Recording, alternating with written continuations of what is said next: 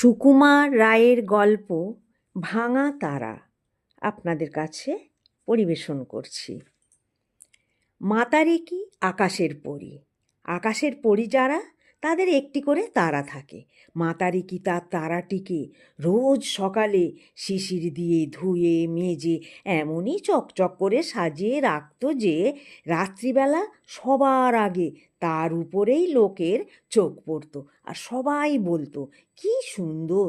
তাই শুনে শুনে আর সব আকাশপরীদের ভারী হিংসা হতো। তানে হচ্ছেন গাছের দেবতা। তিনি গাছে গাছে রস জোগাতেন, ডালে ডালে ফুল ফোটাতেন, আর গাছের সবুজ তাজা পাতার দিকে অবাক হয়ে ভাবতেন, এ জিনিস দেখলে পরে আর কিছুর পানে লোকে ফিরেও চাইবে না। কিন্তু লোকেরা গাছের উপর দিয়ে বারবার কেবল মাতারিকির তারা দেখত আর কেবল তার কথাই বলতো। তানের বড় রাগ হলো। সে বলল, আচ্ছা, তারার আলো আর কতদিন? দুদিন বাদেই ঝাপসা হয়ে আসবে। কিন্তু যতদিন যায় তারা ততই উজ্জ্বল আর সুন্দর হয়, আর সবাই তার দিকে ততই বেশি করে তাকায়। একদিন অন্ধকার রাত্রে যখন সবাই ঘুমের ঘোরে স্বপ্ন দেখছে, তখন তানে চুপি চুপি দুজন আকাশপরীর কানে কানে বলল, এসো ভাই, আমরা সবাই মিলে মাতারিকিকে মেরে তারাটাকে পেড়ে আনি। পরীরা বলল, চুপ চুপ, মাতারিকি জেগে আছেন। পূর্ণিমার জোছনা রাতে আলোয় শুয়ে মাতারিকির চোখ যখন আপনা হতে ঢুলে আসবে, সেই সময় আবার এসো। এসব কথা কেউ শুনল না। শুনল খালি জলের রাজার ছোট্ট একটি মেয়ে। রাজার মেয়ে রাত্রি হলেই সেই তারাটির ছায়া নিয়ে খেলতে খেলতে জলের নিচে ঘুমিয়ে পড়ত আর মাতারিকির স্বপ্ন দেখত। দুষ্টু পরীর কথা শুনে তার দু চোখ ভরে জল আসলো। এমন সময় দক্ষিণ হাওয়া আপন মনে গুনগুনিয়ে জলের ধারে এসে পড়ল। রাজার মেয়ে আস্তে আস্তে ডাকতে লাগলো, দক্ষিণ হাওয়া, শুনেছ? ওরা মাতারিকিকে মারতে চায়। শুনে দক্ষিণ হাওয়া হায় হায় করে কেঁদে উঠল। রাজার মেয়ে বলল, চুপ চুপ, এখন উপায় কি বলো তো? তখন তারা দুজনে পরামর্শ করল যে মাতারিকিকে জানাতে হবে সে যেন পূর্ণিমার রাতে জেগে থাকে। ভোর না হতে দক্ষিণ হাওয়া রাজার মেয়ের ঘুম ভাঙিয়ে বলল, এখন যেতে হবে। সূর্য তখন স্নানটি সেরে সিঁদুর মেখে সোনার সাজে পূবের দিকে দেখা দিচ্ছেন। রাজার মেয়ে তার কাছে আবদার করল, আমি আকাশের দেশে বেড়াতে যাব। সূর্য তার একখানি সোনালি কিরণ ছড়িয়ে দিলেন। সেই কিরণ বেয়ে বেয়ে রাজার মেয়ে উঠতে লাগলো। সকালবেলার কুয়াশা দিয়ে দক্ষিণ হাওয়া তাকে ঘিরে ঘিরে চারদিকে ঢেকে রাখলো। এমনই করে রাজার মেয়ে মাতারিকির বাড়িতে গিয়ে সব খবর বলে আসলো। মাতারিকি কি করবে?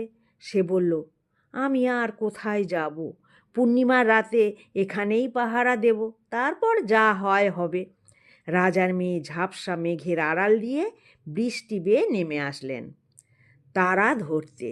মাতারিকি দু হাত দিয়ে তারাটিকে আঁকড়ে ধরে প্রাণের ভয়ে ছুটতে লাগলো। ছুট ছুট ছুট, আকাশের আলোর নিচে ছায়াপথের ছায়ায় ছায়ায় নিঃশব্দে ছোটাছুটি আর লুকোচুরি। দক্ষিণ হাওয়া স্তব্ধ হয়ে দেখতে লাগলো। রাজার মেয়ে রাত্রি জেগে অবাক হয়ে তাকিয়ে রইল। তারায় তারায় আকাশ পড়ি, কিন্তু মাতারিকির যার কাছেই যায় সেই তাকে দূর দূর করে তাড়িয়ে দেয়। ছুটতে ছুটতে মাতারিকি হাঁপিয়ে পড়ল, আর সে ছুটতে পারে না। তখন তার মনে হলো, জলের দেশে রাজার মেয়ে আমায় বড় ভালোবাসে, তার কাছে লুকিয়ে থাকি। মাতারিকি ঝুপ করে জলে পড়ে ডুব ডুব ডুব একেবারে জলের তলায় ঠান্ডা কালো ছায়ার নিচে লুকিয়ে রইল। রাজার মেয়ে অমনি তাকে শ্যাওলায় ঢেকে আড়াল করলো। সবাই তখন খুঁজে সারা, কোথায় গেল, কোথায় গেল? একজন পরী বলে উঠল, ওই ওখানে জলের নিচে। তানে বললেন, বটে, মাতারিকিকে লুকিয়ে রেখেছে কে?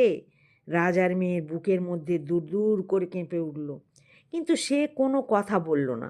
তখন তানে বলল, আচ্ছা দাঁড়াও, আমি এর উপায় বার করছি। তখন সে জলের ধারে নেমে এসে হাজার গাছের শিকড় মেলে শোঁ করে জল টানতে, তখন মাতারিকি জল ঝেড়ে উঠে আসলো। জলের নিচে আরামে শুয়ে তার পরিশ্রম দূর হয়েছে। এখন তাকে ধরবে কে? আকাশময় ছুটে ছুটে কাহিল হয়ে সবাই বলছে আর হলো না। তখন তানে রেগে বলল, হতেই হবে। এই বলে হঠাৎ সে পথের পাশে একটা মস্ত তাড়া কুড়িয়ে নিয়ে মাতারিকির হাতের দিকে ছুঁড়ে মারল। ঝনঝন করে শব্দ হলো।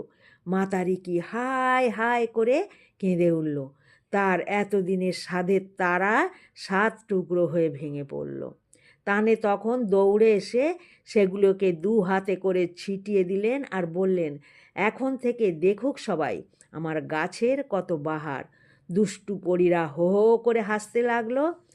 এখনও যদি দক্ষিণ হাওয়ার দেশে যাও, দেখবে সেই ভাঙা তারার 7টি টুকরো আকাশের একই জায়গায় ঝিকমিক করে আলো জ্বলছে।